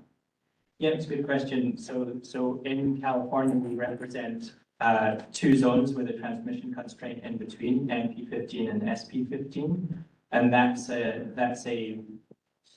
kind of a binding transmission constraint in a decarbonizing world as we move forward. Just because one of the ways that we get resource diversity in the future is to sort of share northwest wind, northeastern wind from Montana and Wyoming with the high quality solar resource in the southwest. So southwest being Arizona, SP15 in California. And so that becomes an important constraint, and we've just chosen to represent that in the model, given the way that transmission is set up between Oregon and California. We've got lines that are going all the way down into SP15, bypassing that particular bottleneck, as well as the California-Oregon intertie, which is into NP15. So we've got those both represented in there. So let's go to an online question. Are you going to get in line? Step up to the mic. So let's go. First, let's not trip. I'm Jessica Rikers. I manage the technology and policy team at the Oregon Department of Energy, and I'm monitoring the chat. So when you hear my voice, this is who's talking. All right, so we have a couple questions from David Van Toff at Climate Solutions relating to fuels. The first question is, the chart seems to show that jet fuel is remaining consistent. It does not appear to assume a transition to sustainable aviation fuel. Why are you not assuming you can shift to another country? So we do assume that we can make that shift. The thing that is staying the same is that we are assuming that aviation remains powered by jet fuel, by hydrocarbon. So we're not assuming that there's any hydrogen or electrification even of the aviation fleet. We do assume some level of efficiency over time. So the IATA efficiency targets we're building into the model. But we are decarbonizing with clean aviation fuel in the future. And that was the chart that shows the green block of basically 100% biofuels by 2050 being consumed in aviation. That is clean aviation fuel. Thanks. Thank you. His other question is that he understands that renewable diesel already has a 30% market share in Oregon compared to diesel. And it looked like the graph showed a much lower percentage today. Do you have any input on how much renewable diesel is modeled as a starting point? So we try to incorporate that. It may be that we are, so that's overall in the vehicle fleet. That's predominantly diesel consumption in medium and heavy duty. And so that fraction may just be coming out in the wash to look a little smaller there. But we can dig a little deeper on that. Okay, so let's bring it back in the room. If you can say your name and affiliation, that'll be great. And then just really speak into the mic so folks online can hear. Yeah. Hello, Brian Gantner, Skip Technology. I had a question. Is there any significant holes or data that you wish you could have gotten, or significant sources that you wish were more supported? That's a great question. I think from my perspective, there are large uncertainties in how things play out in the future. And those uncertainties, I would say in the near term are mostly related around near-term load growth on data centers. That would be the biggest driver beyond, any uncertainty on costs or anything like that. Whether the data centers are there or not is really going to change the level of investment needed in Oregon for the electricity system. And then in the long term, I think that the solutions around hydrogen that are in there right now are driven by 45V. And we have the three pillars, not the recently decided on rules, but they're very similar to the proposed three-pillar rules, and we have that incorporated in the model. But if those incentives weren't there, then we might see a different solution where it wouldn't be so hydrogen-driven, particularly in the no gas case. And then on the cost side, we are building enhanced geothermal in the future. That's an important piece, and it is an important piece west-wide too, because we're building it out of state as well and relying on that energy. Those cost forecasts are pretty uncertain because it is not a technology we are currently on the path for, where we see relatively consistent price reductions like in wind and solar. It is an unknown or more unknown cost going forward. And then I think on the transmission side as well, that would be a place where, we are a long-term study looking out to 2050. And so transmission necessarily can't feature too much in our study because it becomes sort of irrelevant when you double the load to try and do transmission studies on the existing system right now. But understanding what those investments look like in the near term and on this progression that we would be taking, that is something that would need to be addressed by other types of study, where we're doing power flow analysis and looking at detailed transmission modeling. So, and then the other piece, just think of all sorts of holes. Part of the conversation maybe after. Can I do one quick follow-up? I was just curious, I apologize if I missed it in your sources. Can you speak for just a second or two on the fundamentals of the model, whether this is fully original or mostly original, or if it was based off of other work, say, for example, from NREL or EIA? I refer specifically to the mathematics balancing and other data analysis within that. Yeah. Relatively short. Yeah, sorry, I know there, yeah. So it's an original model, but components of it are based in similar types of modeling that other people do, like in production, cost simulation. A lot of the electricity constraints are similar to what we see there. But this is really the only model that's looking economy-wide and trading off investments across different energy supply chains and picking up that full picture. So in that sense, it's an original modeling. So let's do a few more in the room, succinct questions, and Jeremy, for as succinct as possible. We've got a good line here, and then I know we have some other questions online as well. Hi, I'm Jason Bush. I'm the Executive Director of POET, Pacific Ocean Energy Trust, mission to promote ocean-based climate solutions. I'm also the chair of the Renewable Hydrogen Alliance, so I sit at the nexus of marine energy and hydrogen production, specifically green hydrogen production. Two questions. Came today expecting to hear more about the reference model.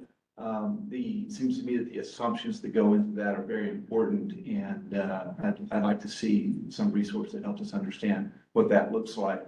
Perhaps you can speak to it a little bit.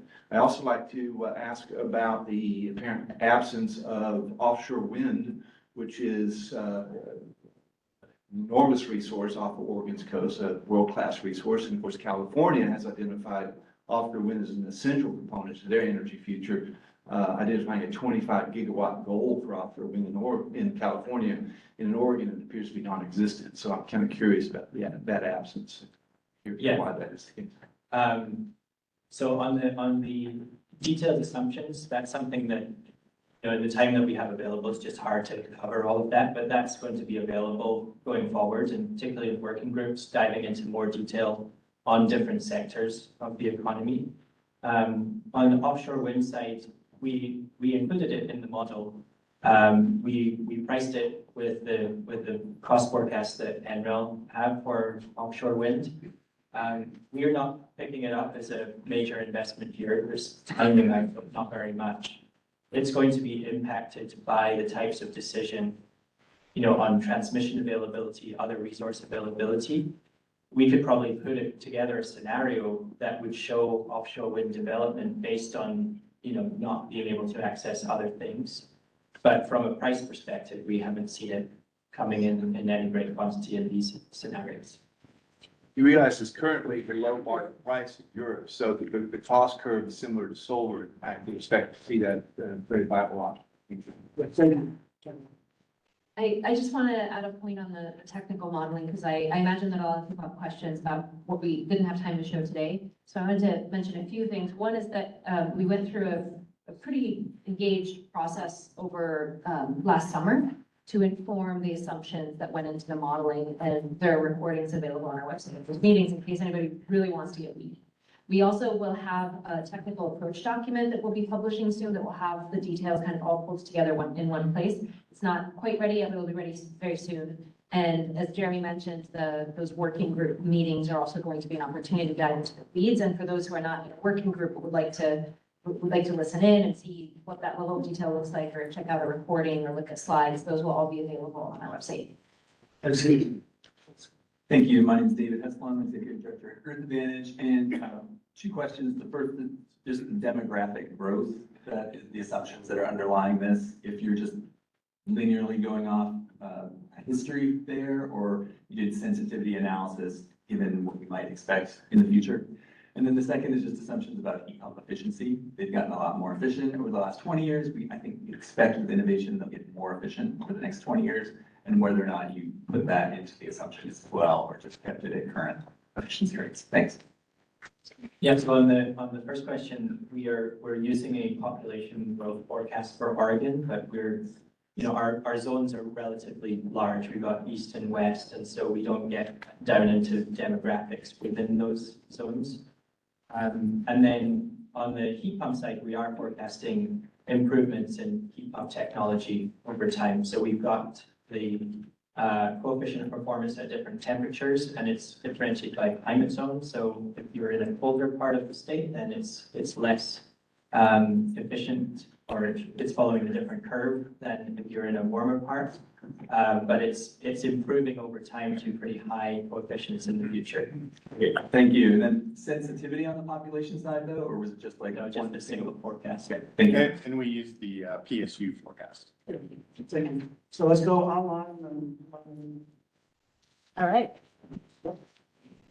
It shows on and then it's not on. Okay.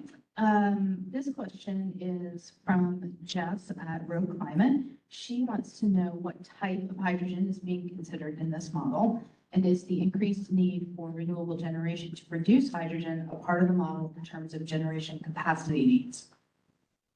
Yeah, so we consider both steam methane reforming with carbon capture. We don't build that in Oregon because those have emissions associated with them that means that they don't pencil.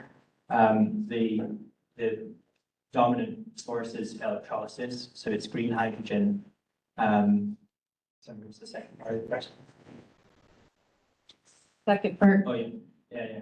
So yes, the need for electricity to produce that hydrogen is on an hourly basis, just adding to the load in the state. And that has to be met by clean electrons that are coming from somewhere. So we are building physical resources to meet that increased load. Second. Hi, so thank you for this. This was a great presentation. My name is Claire Valentine Fossum. I'm with the Oregon Citizens Utility Board, or CUB, and I just have two clarifying questions for you on some of the terminology used.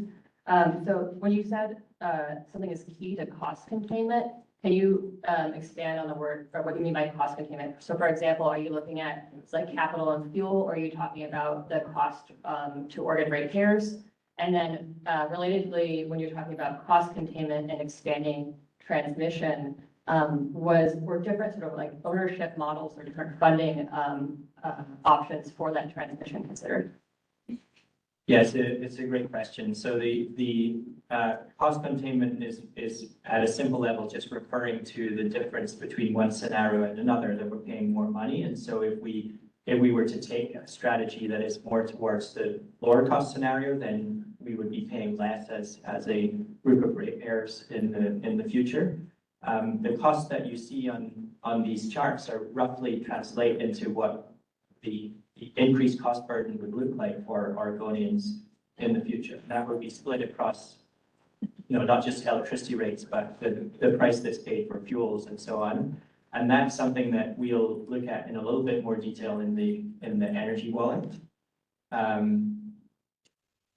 Yeah, I've forgotten the second half of the question. No problem.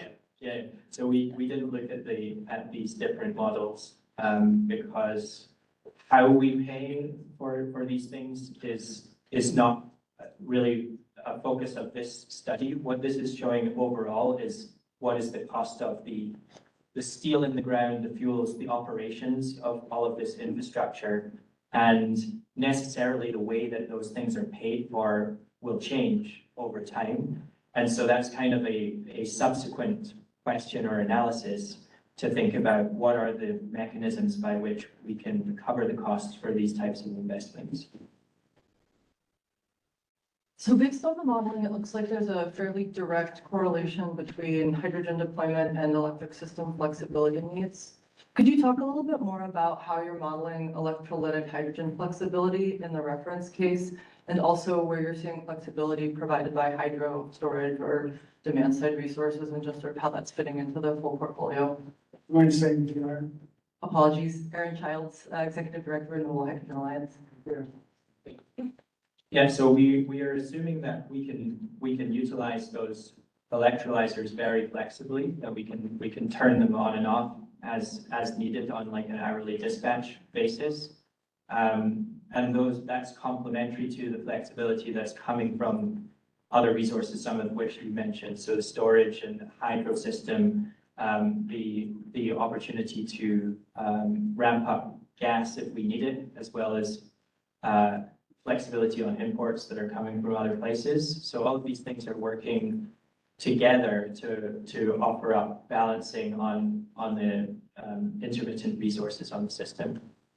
That's something that I think we could get into more detail in additional meetings. It's maybe a little bit complex to. More detail, please. I didn't hear a lot about energy storage in your results, particularly short-term versus long-term storage. Is there a role for long-duration storage? Does it show up at this point?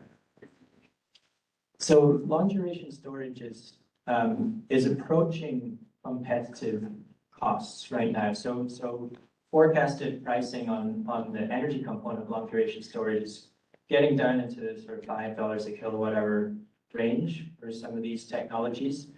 That is something that, in certain circumstances it pencil. In Oregon, because of the hydro system, which is already offering a level of long-term flexibility, that makes it more difficult here. Also, the competition with gas is tricky as well. So long-duration storage, you need to get down to the sort of $2, $3 a kilowatt hour range for it to be competitive against a cheap CT that sits there and then just burns an expensive fuel, but very low volumes of that fuel. So, typical applications to long duration storage may be on the sort of 12 to 24 hour range where we see it other places in the country. These applications of gas would be on the equivalent to the 100, 150 hour, which is really challenging to pencil, but, you know, it's a technology that's evolving, so you might see that being an option in the future. Thank you. So let's go online. Let's try to, we've got about 6-7 minutes. We'll get through online, then we'll try to get to the folks in line. This is quick. David Van Hoff from Climate Solutions wants to know, was there pumped storage anywhere? And we did include battery storage in the modeling, correct, as a resource? Yeah, we included battery storage. We didn't include pumped hydro. That is something that may well be a resource that is very specific to location. So if there's a pumped hydro option, then investigating that on a resource-specific basis probably makes sense to do, but we didn't include it in this analysis. John Corona, Mobilizing Climate Action Together. What does the reference scenario say about the percentage of clean electricity in 2040? And what can we do to increase that, given the next stage be 2021 target? So it's pretty clean by 2040. I don't have the number off the top of my head, but the emissions target is driving us towards a pretty clean electricity system, just because it is one of the ways that is cheapest to get emissions reductions. So rather than producing, consuming clean fuels, it's often cheaper to be eliminating the sources of emissions that are in the electricity sector. And so we are reaching a pretty clean level. But yeah, that's not something I have just off the top of my head of what percentage we have here. Maureen McGee, my question is about nuclear energy. Nuclear is an emissions-free energy that is already part of Oregon's imported electricity mix, but the presentation today was silent on nuclear, and so my question is whether or not that was incorporated into the model. Yeah, so we didn't permit nuclear additions within the state of Oregon, but we allowed those additions elsewhere. And I was warned that I would receive that question today. And told that I should look up how much nuclear is getting built in other places, and I forgot to do that. There'll be an update later. Yeah, I guess, yeah, just take my question. My name is Randy Peets, Chief Mentor with Blue Green Alliance. Yeah, I think just to piggyback, that would be helpful to know the build out, because obviously it would be imported, as you noted. I think most folks, you know, I think when they deal with the tough, challenging policy issues, they want to approach this not just on least cost, but also least impact. And so I think painting a better picture from different scenarios, I think really helps know, hey, how do we need to do reporting for building generation? What do we need to do around energy efficiency? What do we need to do in transportation? And I think just getting a better sense of nuclear also helps sort of paint a bigger picture, even if it's outside the state. So that's, you know, my comment. So we probably have time for 2, Carolyn. We'll probably have to come back to you. Let's take the last call. Yeah. We'll take 2 in person, 1 online, and then we'll have it right up. Please. All right. This is in regard to the nuclear. There's about a maximum of 12% that nuclear will provide up to 2050. So that's one of the reasons that I understand that nuclear wasn't included in this model, because during the workshops I was involved, I asked those questions. I just want to clarify, nuclear was included in the model. It cannot be cited in Oregon. It competed with other resources. And the thing that we need to look up is just how much ended up being built outside of Oregon. The issue is that the legislature needs to go and change the statute. That's a policy comment. We'll set that aside. Thank you. Quick question, Paul Hawkins, City of Portland. I'm not a transportation person, so going out on a limb here, but acknowledging the advanced clean truck rule, the model does have some data there. Just curious, the cost of delaying the advanced clean truck rule to 2027, the active conversation of the legislature, and it would be interesting to see the cost of even a delay to 2027.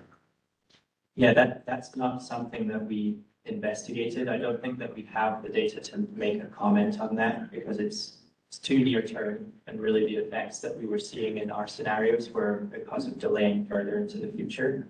So, yeah, I don't think that we have an insight there.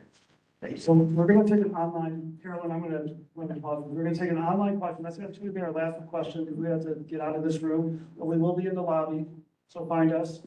Let's take an online. Thanks. This is for Edith. We're getting questions, a lot of questions around new federal policies that are rolling out. And the question is, did the model take into account any of those policies? And I think there's also some questions around existing federal policies and how changes to those might affect the model versus. So the short answer is that in the model, we did not take into account any of the changes that are happening now because they're happening now and we just came out with our modeling results. I think that this is something that we're tracking very closely, we're aware of, obviously. And is important to incorporate, I think, when we get into the policy discussions. But I will say, I'm gonna go out on a limb and Jeremy can correct me if I'm overstating, but a lot of the federal support of various forms for many of the top technologies that have been modeled is important, but it's not the only factor. We've talked about the cost of solar and how it's gone down over time, and the cost of batteries and how it's gone down. And so I think the relative competitiveness of the different technologies that we modeled might be affected in some ways, but it's not going to be turned upside down entirely. And I just think that it's important to keep that in mind as we consider kind of how to think about a lot of things that will continue to be unresolved, but will be evolving as we get into the policy discussions. And Jeremy, you can correct me. Anything I said now was wrong.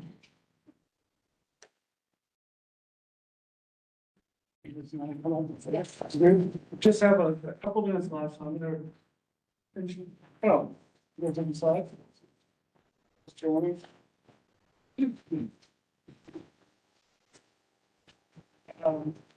Technical support help. Chairman, let's switch it.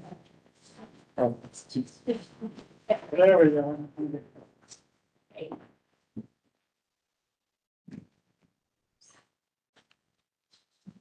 All right, I'm not gonna close out this meeting. I will leave that to Alan Zelenka, but I just want to talk a little bit about next steps, since this is really the start and not the end of a conversation.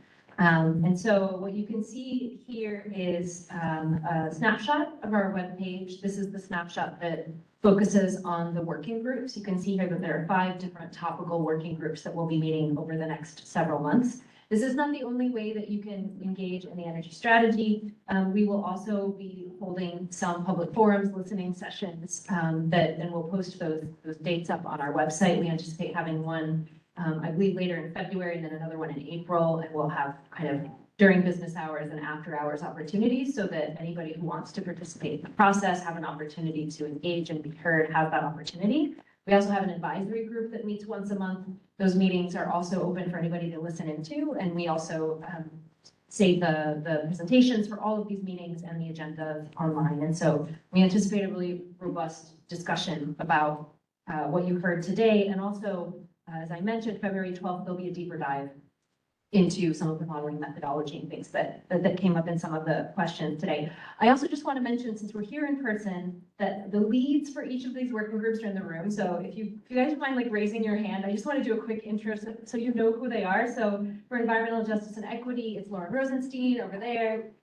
For building efficiency, electrification, and distributed energy resources, it's Rob Delmar here in front. For developing clean electricity generation and transmission, is Jolene Sliger here in front. Low carbon fuel is Michael Friels, also sitting in the front row. And transportation electrification, if you go look back towards the doors again, is Jolene DeMedio. And I think this also helps demonstrate that we have a really smart team that's working on this process. So you're just hearing a few of us talking up here, but there's a lot of thinking behind the scenes. We have a comment portal. You can always submit a comment on our website. It's open at all times. And please sign up for email updates if you haven't already. And with that, I'm going to hand the floor to Alan.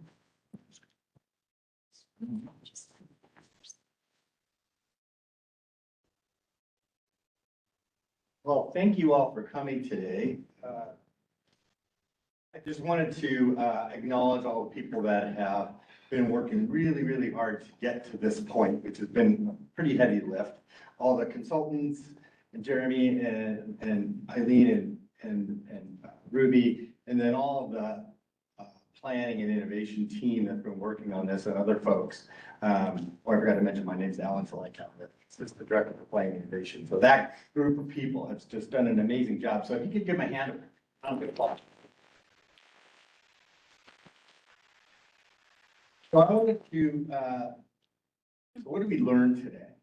Well, I think the first thing we learned is Scott say methane and not methane.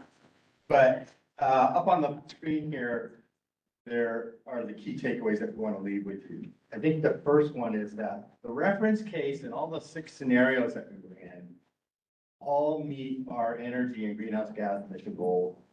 And the reference case is the least cost model that we option. That's a big takeaway. That electrification and energy efficiency are really important and they're key to overall reducing the energy use that we have and also cost containment, as Jeremy was talking about. And that fuels, transportation fuels in particular, play a very strategic role in this transition. And the shift towards that cleaner fuel, biogas and other alternatives towards 2050 is really key to get to that clean energy transition. That in every scenario we looked at, from the least cost reference case to all of the scenarios, we still need to build a lot of infrastructure in Oregon to meet our loads over the next 25 years. And then finally, tech loads or data centers are a huge driver in all of this. We use the Northwest Power Planning Council's medium high forecast for that, for the load growth of data centers. It's still really a big deal in terms of how much energy we need to meet all of that demand over the next 25 years. So that's going to be maintained, it's going to continue to be a big issue. And with that, I just wanted to thank you all for coming. And Ben, you want to close us off? Oh, sure, just get out of here. Well, we'll find what that,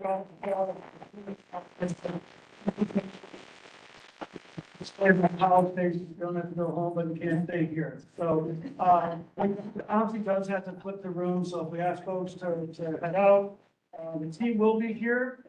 If you want to chat with some of the leads that you're just introduced to, thanks for being here. Have a wonderful day. I appreciate everybody. Joni. Edison on there.